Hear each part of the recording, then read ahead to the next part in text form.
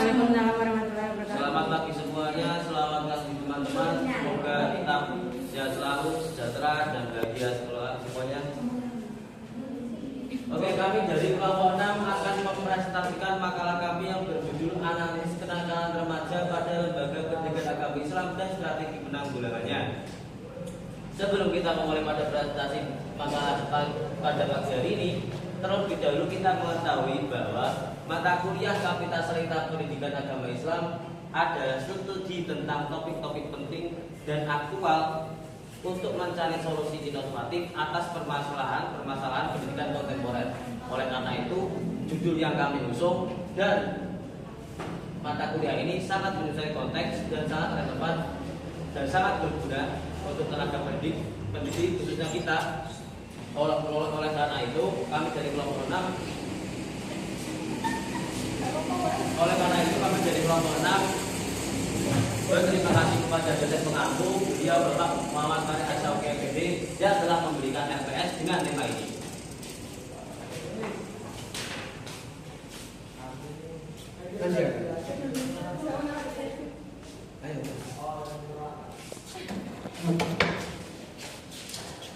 Salah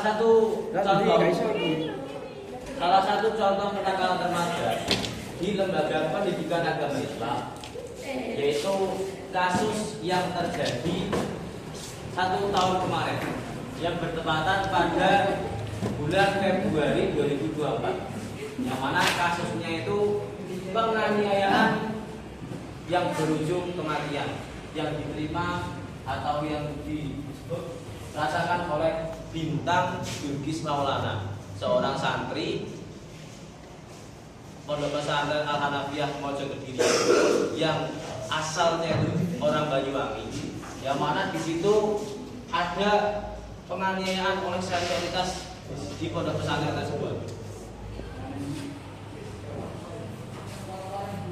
Dan itu salah satu contoh nyata kasus kenakalan remaja di lembaga pendidikan Islam yang sudah terjadi. Maka dari kenakalan tersebut otomatis menimbulkan statement negatif dari para masyarakat, dan itu menjadi trauma khususnya untuk keluarga korban, yang mana keterangan yang ada dari berita itu dari pihak pesantren sendiri memberikan informasi bahwa Bintang Bilqis Maulana itu mati dikarenakan terjatuh dari kamar mandi. Akan tapi ketika kakaknya Mia Hasanah ada sedikit kejanggalan, dikatakan pas pengantaran jenazahnya itu di keranda dan kain kafannya terus mengalir darah, maka Mia Hasanah selaku kakak kandung korban itu agak skeptis dan membuka jasadnya beliau Bintang Bilqis Maulana, dan dilihat banyak luka-luka yang dimana di situ luka yang disebabkan oleh penganiayaan. Ada sundutan rokok, ada bekam di leher dan sekujur tubuhnya, dan lebih tragisnya mukanya hancur. Dan pelaku dari AKBP Kapolres Kediri Kota memberikan informasi sudah terduga 4 pelaku yang mana 4 pelaku tersebut kategori ABH, anak berkonflik hukum, yaitu ABH itu anak berkonflik hukum yang umurnya belum sampai 18 tahun. Maka kami mengusung contoh nyata ini dikarenakan 4 pelaku tersebut semuanya usia remaja.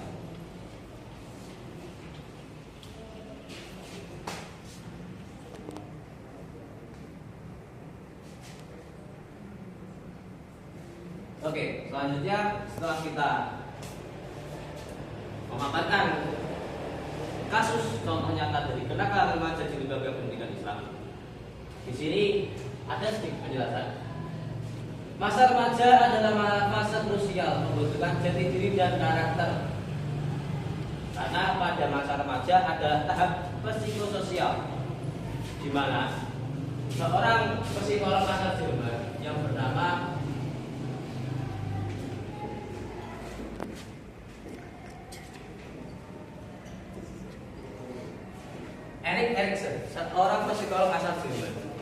dengan teori yang terkenal mengemukakan 8 tahap perkembangan manusia, di mana beliau Emerson itu memaparkan fase remaja adalah fase identity versus role confusion,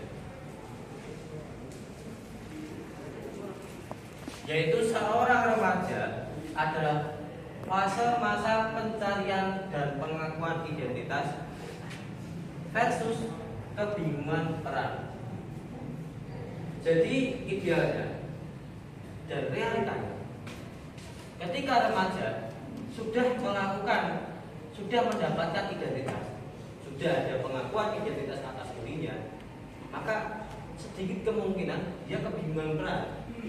Akan tapi bagi remaja yang tidak mendapatkan identitas, tidak ada pengakuan identitas atas di lingkungannya, maka beralih ke role confusion atau kebingungan peran. Dia di situ memiliki kebingungan peran, mau diarahkan kemana dia. Nah, ketika dalam fase role confusion atau kebingungan peran ini, biasanya remaja itu mengalihkan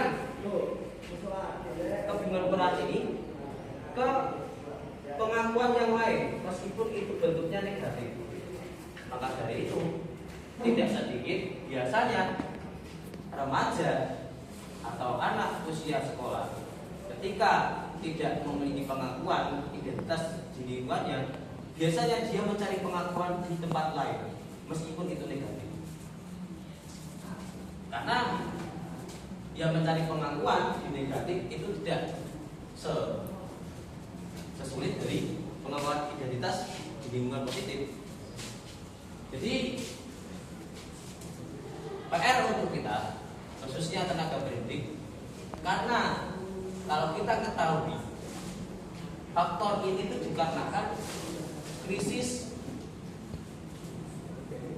identitas.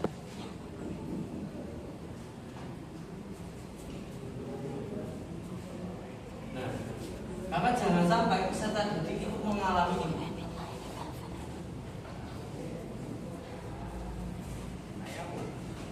Karena kalau kita pandang realitas yang ada, biasanya remaja yang nilai akademiknya itu gagal di dalam sekolah, biasanya mencari pengakuan atas dirinya untuk mengikuti tawuran sekolah, tawuran antar sekolah, geng motor, dan hal-hal negatif, lingkungan negatif yang ada di luar sekolah, meskipun itu negatif.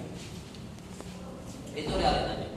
Nah, kemudian dari permasalahan ini, itu lembaga pendidikan Islam menuntut remaja agar tumbuh beriman, berilmu, berakhlak mulia sebagai penerus perjuangan umat, berkontribusi positif pada masyarakat dan negara. Itu idealnya.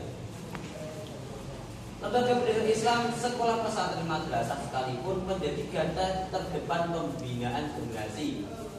Oleh karena itu, dengan ideal ini bisa terwujud jikalau pendidikan itu tidak hanya menyentuh aspek kognitif saja, tapi juga akhlakul karimah, bimbingan rohani, berkesinambungan, yang mana di situ pengintegrasian pendekatan antara intelektual, spiritual, dan moral. Nah, data yang ada dari BPS, data resmi dari BPS, Badan Pusat Statistik, bahwa usia remaja 10 sampai 19 tahun itu sekarang berjumlah 44,11 juta jiwa, atau 15,51% populasi nasional. Yang mana sekarang populasi penduduk di seluruh Indonesia itu tercatat ada 250 juta sekian. Nah, populasi besar ini itu memberikan potensi strategis bangsa. Jikalau remaja dibina itu menjadi bonus demografi atau fenomena di mana usia produktif, usia 12 sampai 64 tahun itu mendominasi populasi seluruh negara. Jadi usia produktif mendominasi populasi itu merupakan bonus demografi dan kemajuan nasional. Akan tapi jika diabaikan menjadi beban sosial dan menghambat pembangunan. ini semua dari latar belakang merupakan sesi idealnya. Tapi realita yang ada antara ideal dan realita itu sangat bersenjangan. Dimana kalau kita lihat grafiknya di sini, itu tren kasus kenakalan remaja usia 10 sampai 19 tahun di Indonesia dari tahun 2010 sampai 2022 itu memiliki kenaikan yang signifikan dari tahun ke tahun. Jadi dapat kita simpulkan bahwa fenomena ini tidak ada tren kontemporer, akan tapi fenomena yang serius dan terus berkembang. Contoh, dari tahun 2010 tercatat ada 3.147 kasus kenakalan remaja yang ada di Indonesia. Naik lagi 2011 ada 3.522 kasus. Sampai kenaikan yang signifikan sedikit demi sedikit dan drastisnya itu di tahun 2022, yaitu berjumlah 37.297 kasus kenakalan remaja. Oke. Maka dari itu, makalah ini sangat penting dikarenakan apa? Ya dikarenakan karena dengan adanya kenakalan remaja itu sebagai penghambat kemajuan pendidikan, itu yang pertama. Dan yang kedua, dari ketiga dan seterusnya itu nanti akan kita bahas. Oleh karena itu, pada rumusan masalah pada makalah ini itu yang pertama, apa saja bentuk kenakalan remaja di lembaga pendidikan Islam. Yang kedua, apa saja faktor penyebab kenakalan remaja. Yang ketiga, bagaimana strategi pencegahan dan penanggulangan yang efektif. Kemudian untuk tujuan penulisan makalah ini, untuk yang pertama mendeskripsikan fenomena kenakalan remaja di lembaga pendidikan Islam. Yang kedua, menganalisis faktor internal dan eksternal penyebab kenakalan. Yang ketiga, merumuskan strategi penanggulangan berbasis nilai Islami. Untuk dari saya sekian dan akan dilanjutkan oleh rekan saya.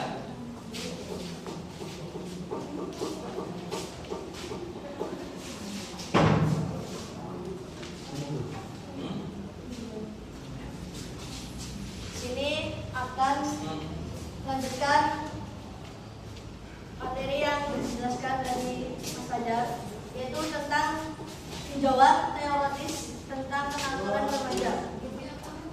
Konsep kenakalan remaja dapat dipahami dari berbagai perspektif.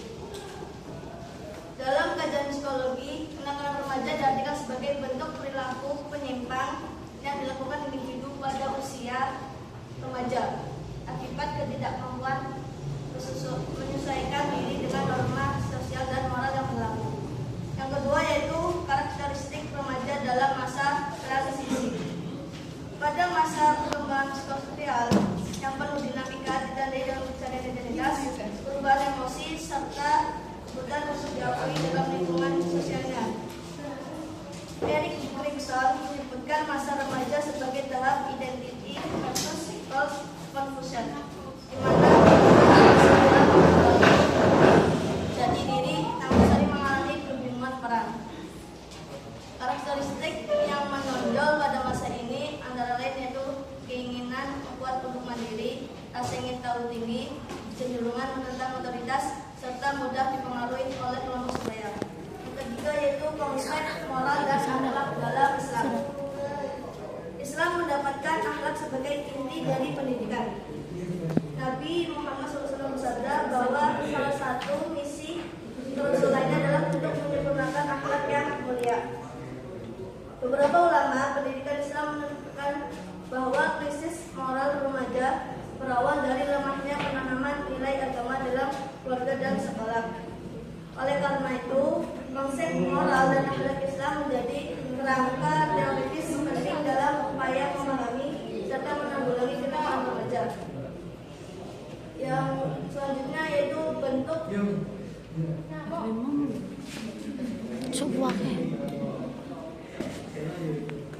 bentuk dari kenakalan remaja di lembaga pendidikan Islam.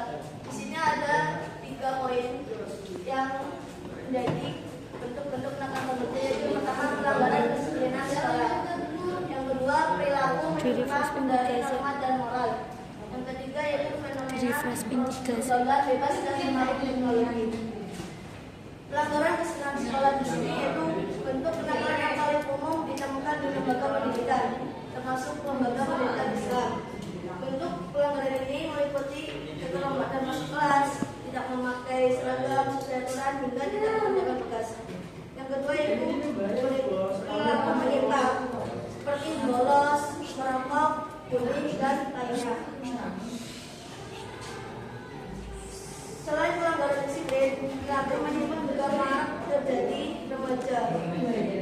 Sebuah studi menyebutkan bahwa perilaku menyimpang ini dipengaruhi oleh faktor internal seperti krisis identitas serta faktor eksternal seperti tekanan sama sebaya dan lemahnya penguasa keluarga. Yang ketiga yaitu fenomena pergaulan bebas dan pengaruh teknologi. Perkembangan teknologi digital membawa dampak ganda dari remaja. Di satu sisi, teknologi memberikan akses informasi dan pembelajaran. Di sisi lain, membuka peluang lebih besar bagi remaja untuk terpapar pergaulan bebas. Yang selanjutnya itu faktor penyebab kenakalan dari remaja. Ada dua faktor, yaitu faktor internal dan faktor eksternal. Faktor internal di sini terdiri dari psikologis, spiritual, krisis identitas, dan kesadaran agama lekat. Faktor psikologis ini yaitu remaja sering mengalami konflik batin antara kebutuhan untuk mandiri dan tuntutan untuk tetap patuh pada norma keluarga dan sekolah. Yang kedua yaitu faktor spiritual. Pada tahap ini remaja berusaha menemukan jati diri, namun jika gagal, mereka mengalami kebingungan identitas dan mudah terjerumus pada perilaku menyimpang sebagai cara mencaci perempuan dari lingkungannya. Yang ketiga yaitu krisis identitas. Itu yang keempat yaitu rendahnya kesadaran agama. Lemahnya kesadaran untuk menjalankan ibadah seperti sholat, puasa, dan menjaga pergaulan. Jadi salah satu penyebab utama kenakalan remaja. Yang kedua yaitu faktor eksternal. Faktor eksternal di sini terdiri dari yang menyebabkan faktor eksternal itu ada 4, yaitu keluarga, teman sebaya, media sosial, kontrol sekolah, lemah. Di sini lingkungan keluarga itu merupakan lembaga pendidikan pertama dan utama bagi anak. Keluarga yang kurang harmonis, adanya konflik orang tua atau sikap otoritas yang berlebihan dapat mendorong remaja mencari pelarian di luar rumah. Yang kedua yaitu teman sebaya. Pengaruh teman sebaya sangat kuat karena remaja lebih banyak menghabiskan waktu bersama teman dibandingkan keluarga, sehingga nilai-nilai dan perilaku teman sebaya sering menjadi rujukan. Yang ketiga itu media sosial. Perkembangan teknologi digital mengalihkan tantangan baru. Hampir semua remaja Indonesia saat ini menggunakan internet dan media sosial. Yang keempat yaitu lemahnya kontrol sekolah. Sekolah termasuk lembaga pendidikan Islam seringkali lebih fokus pada pencapaian akademik dibandingkan pembinaan moral dan akhlak. Pengawasan guru yang kurang intensif, lemahnya implementasi tata tertib serta terbatasnya program pembinaan karakter dapat membuat kenakalan remaja tumbuh tanpa dideteksi sejak dini. Selanjutnya yaitu tentang strategi penanggulangan dalam pendidikan Islam akan dilakukan oleh Mulia.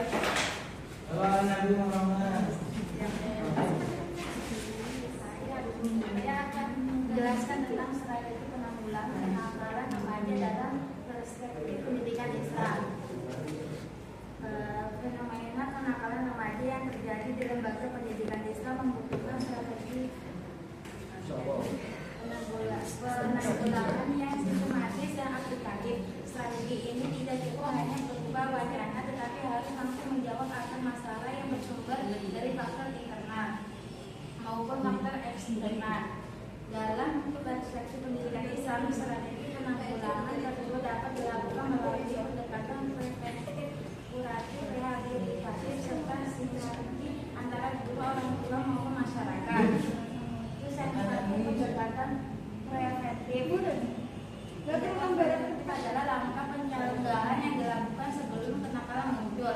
Pendidikan Islam sama menerapkan pencegahan melalui penguatan ibadah, akidah, dan akhlak.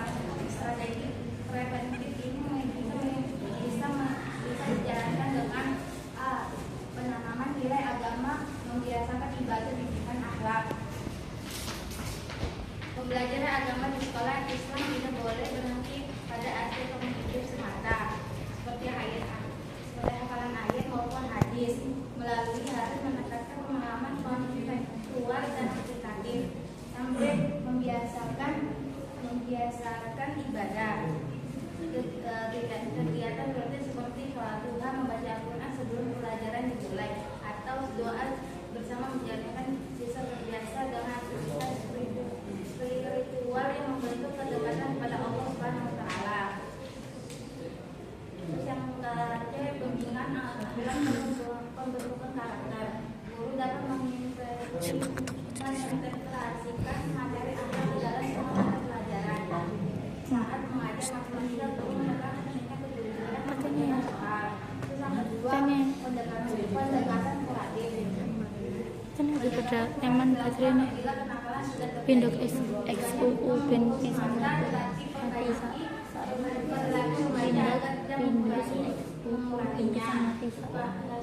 kuratif meliputi konseling guru bimbingan konseling di sekolah bisa menggunakan metode konseling Islam yang berlandaskan pada prinsip taubat, introspeksi dan perbaikan diri. Sampai hukuman edukatif. Hukuman dalam pendidikan Islam bukan dimaksudkan untuk mempermalukan tetapi mendidik. Seperti hukuman edukatif adalah siswa yang memboleh diwajibkan menulis ringkasan isi kitab akhlak atau menghafal ayat tertentu. Yang ketiga pembimbingan karakter berkelanjutan. Siswa yang terlibat kenakalan tidak boleh dibiarkan kembali begitu saja setelah mendapatkan hukuman. Mereka harus masuk ke dalam program pembimbingan berlanjut. Yang kedua, rehabilitas. Pendekatan rehabilitas diperuntukkan bagi remaja yang sudah terlibat dalam kenakalan serius berulang kali. Terus yang B, mendapatkan intensif. Yang ketiga, keterlibatan keluarga. D, partisipasi masyarakat. Yang keempat, sinergi guru, orang tua maupun masyarakat. Pencegahan dan penanggulangan kenakalan remaja lainnya dapat berhasil jika ada sinergi antara guru, orang tua maupun masyarakat. Guru di sekolah Islam harus menjadi teladan dan pendidik. Orang tua menjadi pengasuh utama di rumah dengan penuh kasih sayang, sedangkan masyarakat menyediakan lingkungan sosial yang sehat.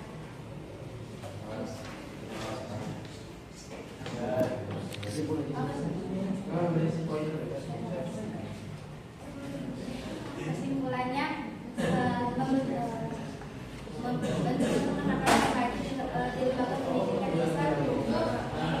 beragam mulai dari pelanggaran dan disiplin sekolah seperti terlambat masuk kelas atau tidak mematuhi aturan berpakaian hingga perilaku sempat seperti membolos dan membuli. Terus yang kedua, faktor penyebab kenakalan remaja dapat dikelompokkan menjadi faktor internal dan eksternal. Faktor internal meliputi kondisi psikologis yang lahir berbagai spiritualitas, identitas serta menjadi kesadaran agama. Terus yang ketiga, strategi penanganan kenakalan remaja dalam pendidikan itu harus dilakukan secara menyeluruh melalui tiga pendekatan utama, yaitu preventif, kuratif, dan rehabilitatif. Preventif ditempuh dengan penanaman nilai agama menjadi ibadah serta ilmu akhlak. Pendekatan kuratif dilakukan melalui konsep Islami, hukuman edukatif, dan pembinaan karakter berkelanjut.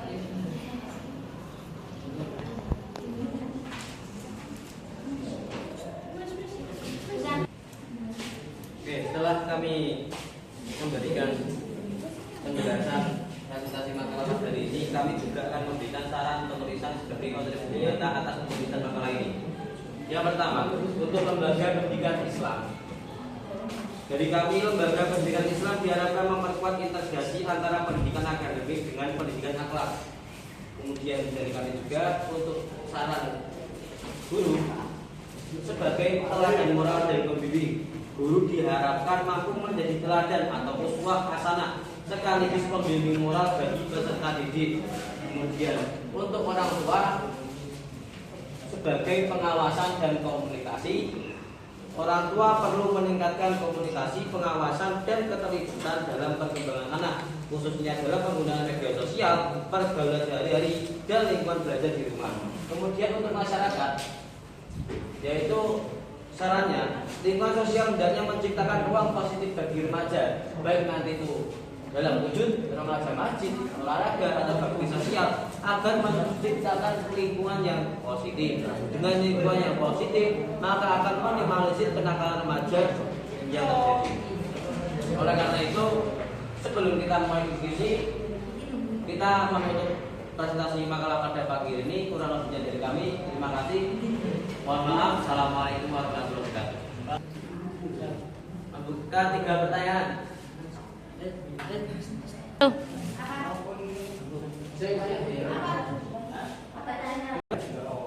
Pasti. Masuk di laptop.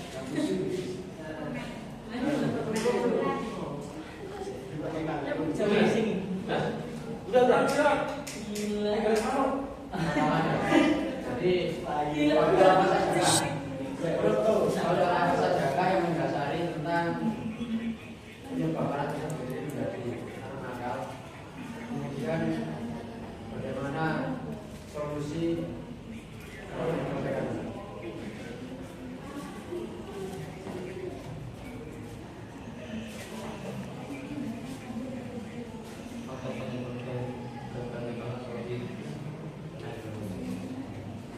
Oke, kami tanggung pertanyaan kedua.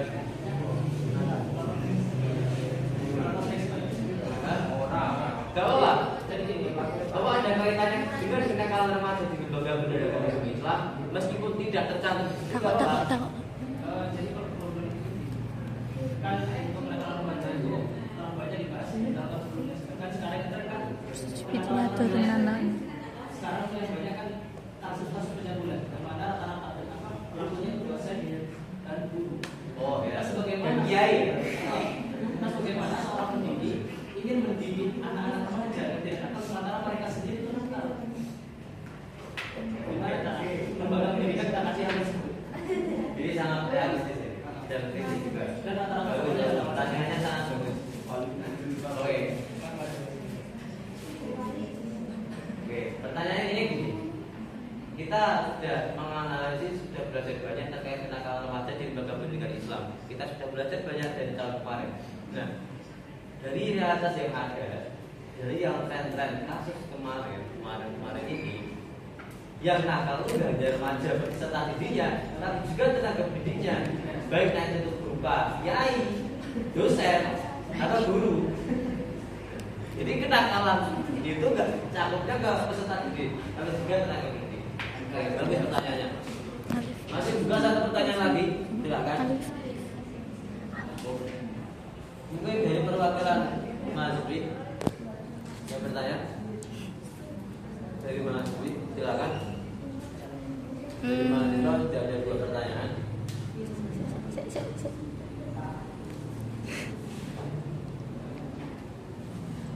Kalau tidak ada, gimana segera?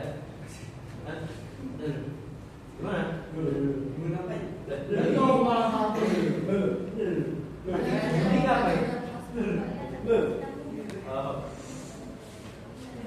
Jangan dari mahasiswa lagi nggak apa? Tanya. Ya, siap. Tentang strategi penanggulangannya tadi. Lah,